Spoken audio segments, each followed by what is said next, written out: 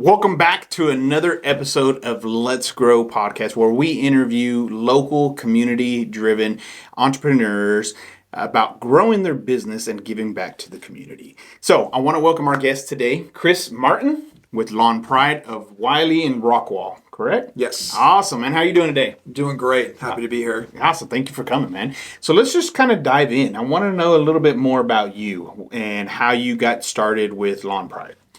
Yeah, so not a traditional background. I spent 17 years in the recruiting industry. Okay. And was laid off in June of 2023 and wanted to go a different direction. And so I wanted to start my own business. I'd read the books, I'd had the ideas, and so I went down the road of exploring different businesses. And I knew a few things. I wanted to be outside. I wanted to make visible improvements to the customers, and I wanted to grow something locally. Okay. So I decided on a lawn care business because it accomplishes all of those things, yeah. and allows me to build a customer base long term and not just make it a single transaction, especially with lawn care. Yeah, so building a business relationship based versus transactional based. Absolutely. And that fell into some of my, I think, skills as a recruiter. I was never a transactional person. It was always about building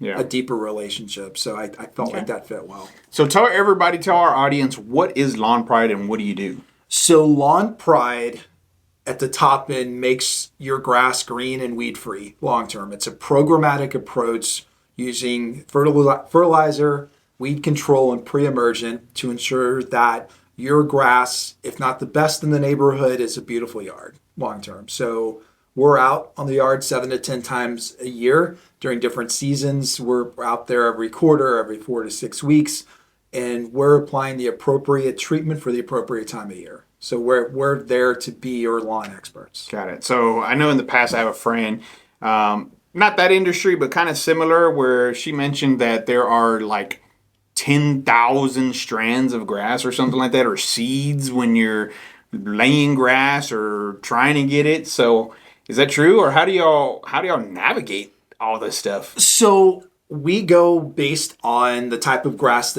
that's there, and then treat backwards towards a no harm policy. Okay. So our herbicides and chemicals are meant to go across the 3 major brands, which in our area are Zoysia, Bermuda, and St. Augustine.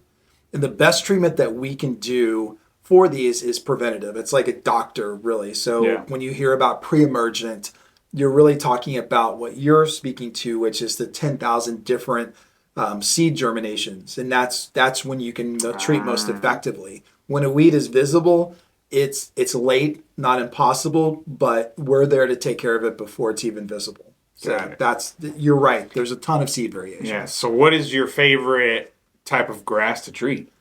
I love Zoysia. So Zoysia is a combination of the best things about grass. So it's drought tolerant, it's disease resistant, it doesn't take as much water to grow, it doesn't grow as fast, so you're not mowing as often. So all of the things that make other varieties. So for instance, both St. Augustine and Bermuda need 7 to 8 hours of sunlight a day.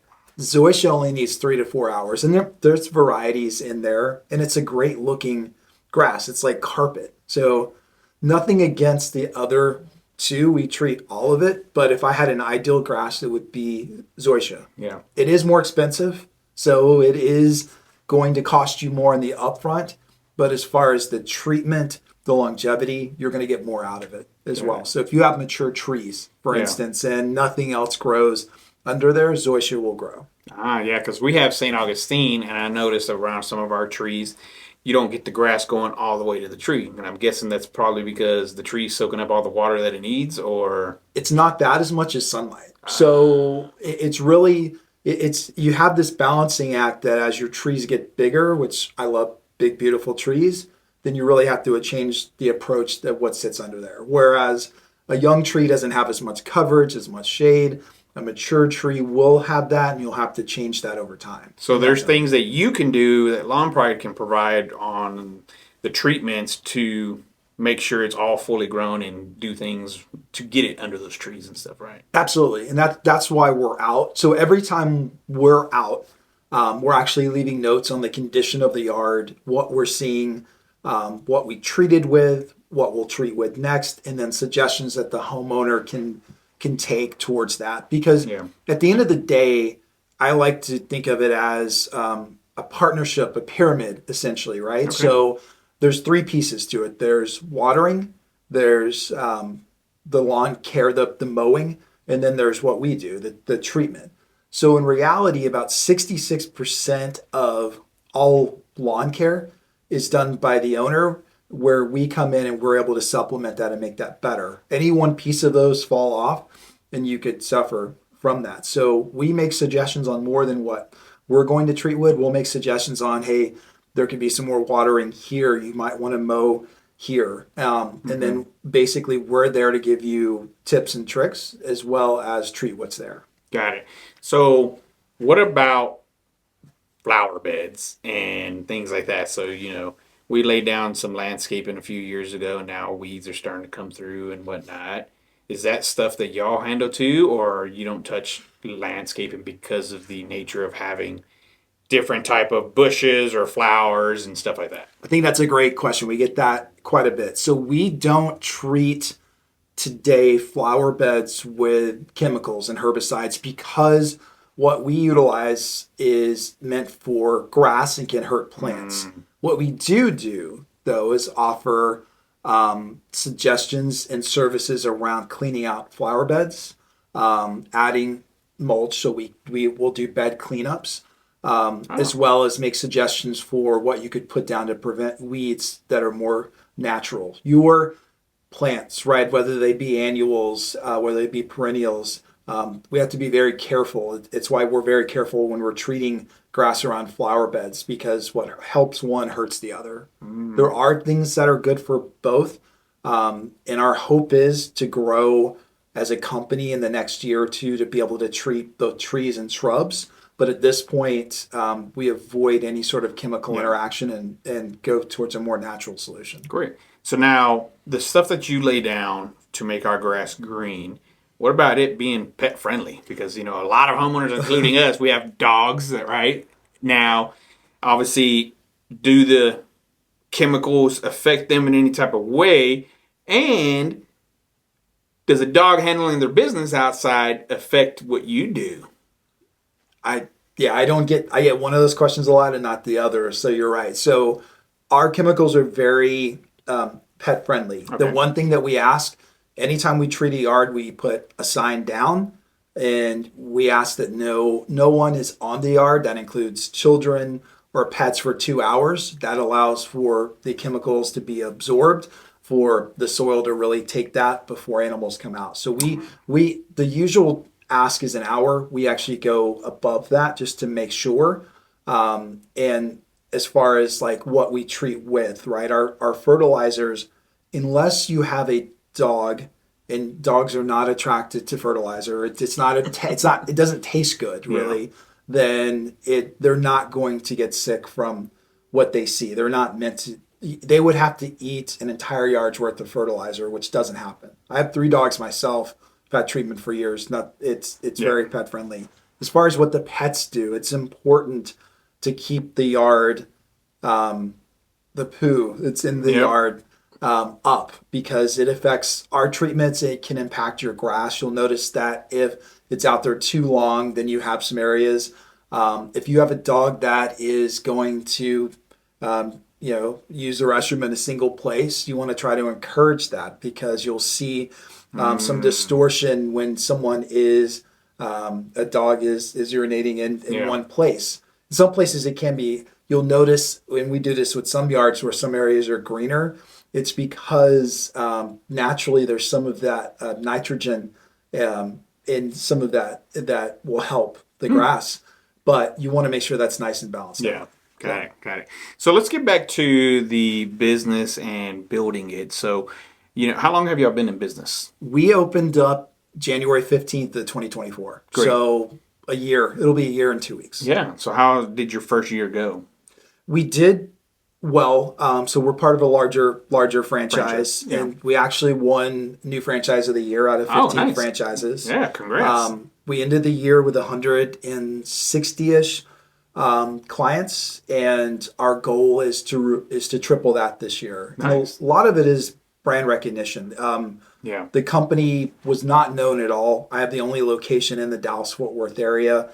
There's a ton of quality competition out there, and really our goal in the first year was to have people understand what we do and what we don't. We got a ton of requests about mowing, about tree removal, and we have referral partners for those things. It's not services we provide because we really want to focus on what we do best.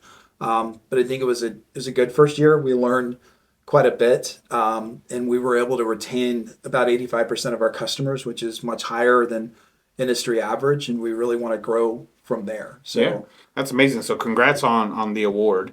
What do you think made the difference for you to just be a startup and then you wanting to do a franchise, right? Because maybe we're talking to a future business owner out there that's looking at doing their own thing, but maybe also going the franchise. So why did you decide to go the franchise route? a couple of reasons. So I knew I had directions that I wanted to take, and I took some coaching on this as well, but I knew I didn't have the expertise. So what a franchise provided to me and what I saw the value in was a playbook, a learning, basically, hey, this is how we've done it to be successful. And in all fairness, the Lawn Pride that's based in Indianapolis has been established for 40 years. They have a good chunk of the market, and they have shared out that playbook. And so from that perspective, I was able to take learnings that may take 3 or 4 years or 5 years and condense that into one. The trade-off for that, to be fair on the other side, on the entrepreneur side, so there's a balance, is there's more structure. There's less flexibility in regards to locations. As I've shared and should share here is, we have zip codes that we service and zip codes that we can't service, and that goes back to the model. It's not a bad thing. I think smaller and more dense is better, especially for our business. But I think if you have a general idea of the passion or direction, I think franchise can give you that structure. If you're someone that doesn't really want to be bound by anything, then I think it's something you start on your own. I think there's not a bad direction. And there's not, right? Because a lot of entrepreneurs, you got to understand, when they start a business and they don't have a playbook, they don't have that structure, they don't have anything like that, what happens to them? They fail, and then they go back to the corporate world or something like that, and in their eyes they deemed that it was a failure, when it wasn't a failure. It maybe just needed that extra year to see that success or whatnot, right? And a lot of times franchise, like you mentioned, it gives you that structure, it gives you that playbook to kind of show you, hey, here's what's working. If you can do this and add your own spin to it, or a different angle of it, you can have a lot more success, right? And build your business that way. So and faster. I think faster. The whole idea is the key to success and the key to being in business is staying in business. And that's like, if you can't stay in business, if you're learning those lessons the hard way, and there's plenty of direction out there, then you're not going to be around very long. Yeah, and a lot of people, right, you start your business to, one, stay in business, or scale it big enough to where you can sell it off, right, and be profitable that way. Nobody starts a business thinking, I'm just going to do this and we're going to go out of business in a few years, right? But at the end of the day, they don't have that structure. They don't have those playbooks. They don't have that mentorship, that coaching, or that drive.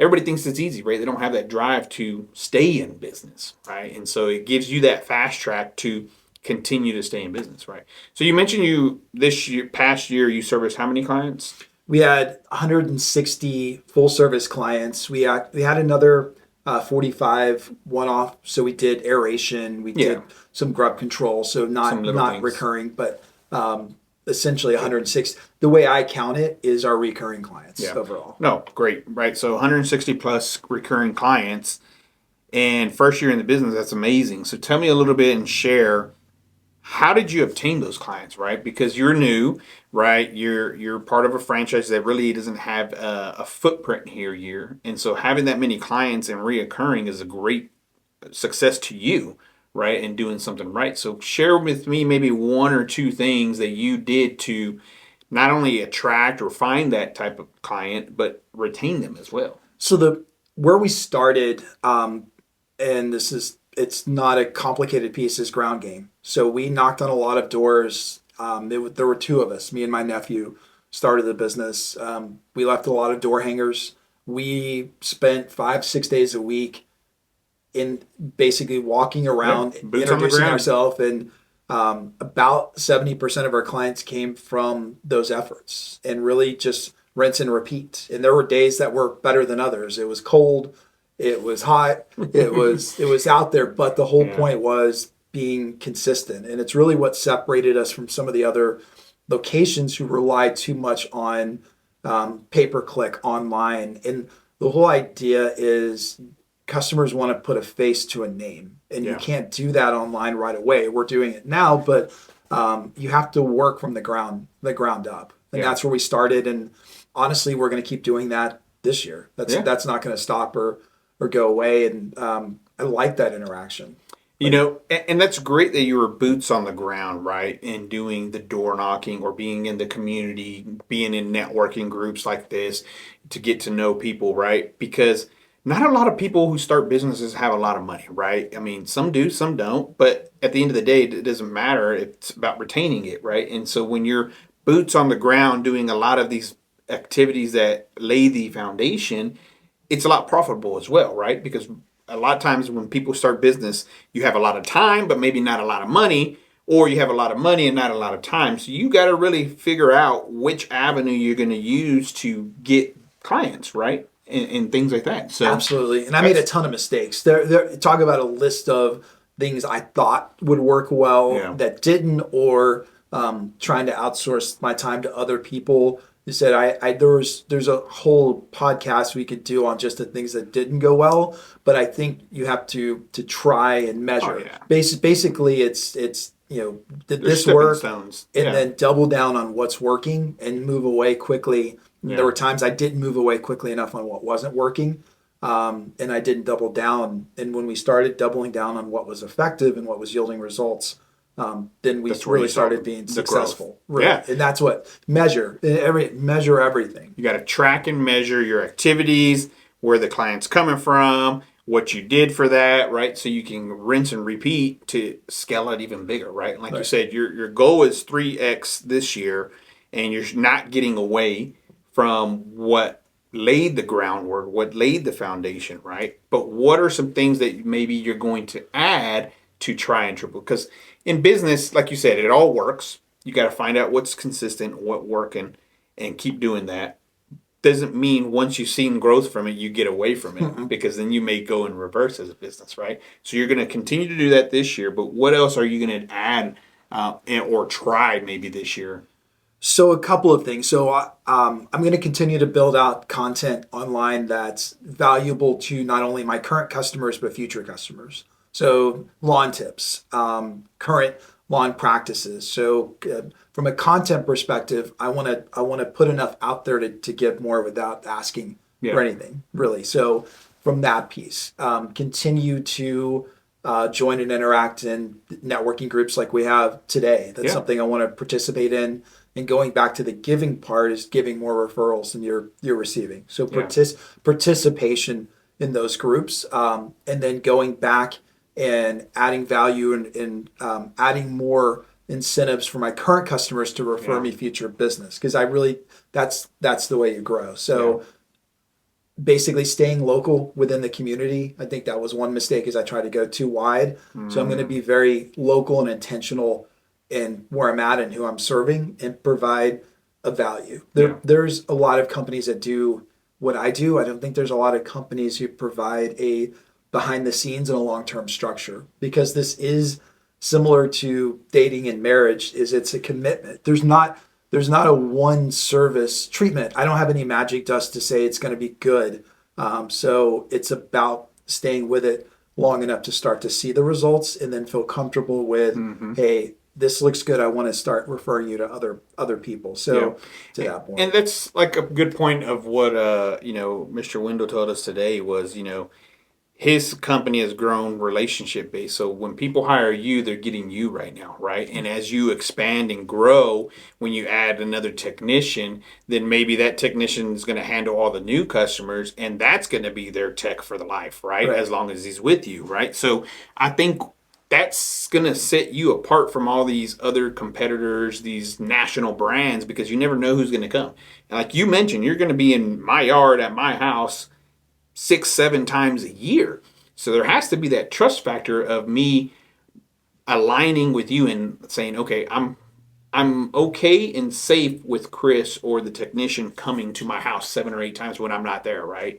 And be okay with that. So that's a great way for you to give value add to people and let them know, like, hey, I'm your technician for life, maybe, as long as I'm the owner of this company and I'm here, right? Bob or Joe, John is going to be your technician. So it's going to be the same, unless obviously people get sick or life happens, right? But at the end of the day, they're going to be your technician. And, with a lot of these other companies, you just never know who you're going to get. They're more worried about transaction based clients. And so they're just going to send Joe Blow who's available today to go. And you're absolutely right. And to go back to Wendell's point is retaining customers and retaining good employees over time, because you want to build a culture where people want to stay and grow. Yeah. And that's a key to, my business is tiny. I have one employee, myself and one other. That's not where I want to go. It's not where I'm going to be. And I have to build a consistent culture where, what do they say? Like culture trumps strategy anytime. So basically mimicking the behaviors that we want to see with our customers and the techs and the operations people that we hire. Oh yeah, big time. I mean, you can always teach skills and teach strategies, but you can't teach character. The employee or your customer's character, whichever one you're referring to or at that time, right? You can't change that. And so if it aligns with you, your values, your mission, that's what's going to retain both employees and customers, And it's a differentiator. Like my industry has a bad reputation in some cases. You hear nightmare stories where somebody will pull up, never get out of the truck, send treatment, and never actually do the treatment, or not show, or not be consistent.